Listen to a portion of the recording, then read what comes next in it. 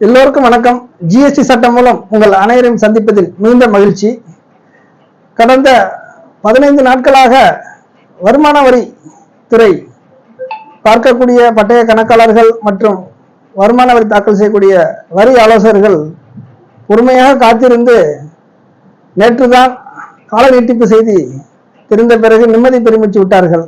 அதை பற்றிய ஒரு சிறப்பு காணொளி மற்றும் ஜிஎஸ்டி காத்திருப்பில் கடந்த 8 ஆண்டுகள் தமிழ்நாடு மாநில ஜிஎஸ்டிபிக்கள் மற்றும் வரி ஆலோசகர்கள் மற்றும் அகில இந்திய வரி ஆலோசகர்கள் வீணடிக்கப்பட்ட காலம் ஆகியவற்றை பற்றித்தான் இன்றைய காணொளி.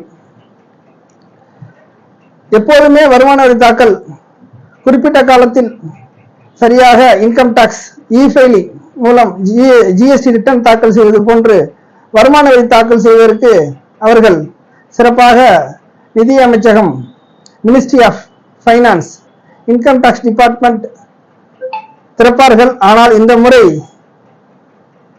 அதிகபட்ச மாற்றங்கள் காரணமாக உரிய காலத்தில் இன்கம் டாக்ஸ் ரிட்டர்ன் தாக்கல் செய்வதற்கான வாய்ப்பு இல்லாத காரணத்தினால் வேறு வழியின்றி கால் நீட்டிப்பு செய்து வருமான வரித்துறை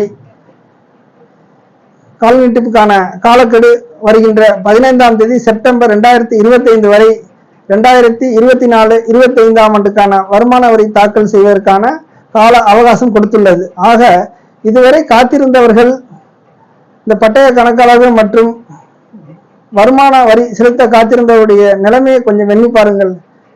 அவர்கள் எவ்வளவு தவிப்போடு காத்திருந்திருப்பார்கள். நாளை வரும் நாளை வரும் நாளை வரும் நாளை வரும் என்று கடைசி நேரத்தில் கால நீட்டிப்பு வழங்கப்பட்டுள்ளது.